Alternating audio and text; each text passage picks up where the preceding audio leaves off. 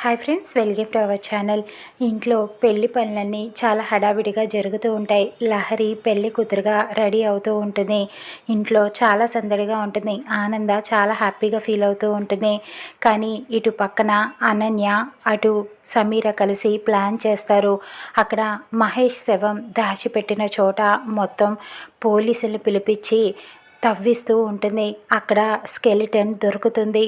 తవ్వి బయటికి తీస్తారు పోలీసులు. ఆ స్కెలిటన్ తీసిన తర్వాత ల్యాబ్కి పంపిస్తారు.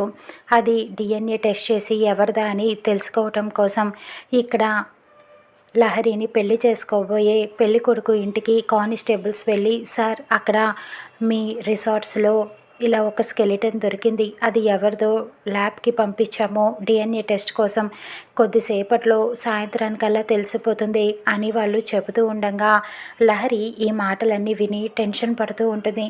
ఇప్పుడు అది మహేష్దే అని తెలిసిందంటే ఇంకేమైనా ఉందా అంటూ భయపడుతూ అటు శరణ్య దగ్గరికి పరిగెత్తుకుంటూ వెళ్తుంది. వదిన వదిన అంటూ కంగారుగా ఇలా జరిగిన విషయం అంతా చెబుతూ ఉంటుంది. ఇప్పుడు ఎలాగా వదిన, ఏం చేద్దాం, నాకు చాలా భయంగా ఉంది.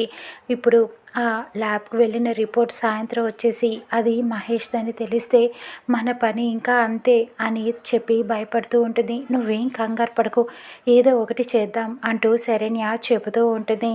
అక్కడ సమీర, అనన్య ఇద్దరూ కలిసి అది మహేష్ శవం అని తేల్చటానికి చూస్తూ ఉంటారు, ప్లాన్లు వేస్తూ ఉంటారు. ఈ పెళ్ళి ఎలాగైనా సరే చెడగొట్టాలి. వాళ్ళిద్దరూ స్టేషన్కి వెళ్ళి లోకప్లో కూర్చోవాలి. ఆ శరణ్య ఇటు లహరి ఈ పెళ్ళి ఆగిపోవాల్సిందే ఎలాగైనా, అప్పుడు కానీ ఆనంద తిక్క కుదరదు అని చెప్పి అనన్య వెయిట్ చేస్తూ ఉంటుంది. ఇక్కడ లహరి టెన్షన్ పడుతూ ఉంటుంది. ఇంతకీ అది మహేష్ శవమేనా కాదా? శరణ్య ఏం చేయబోతుంది? ఈ పెళ్ళి ఎలా జరిపిస్తుందో చూద్దాం రానున్న ఎపిసోడ్లో.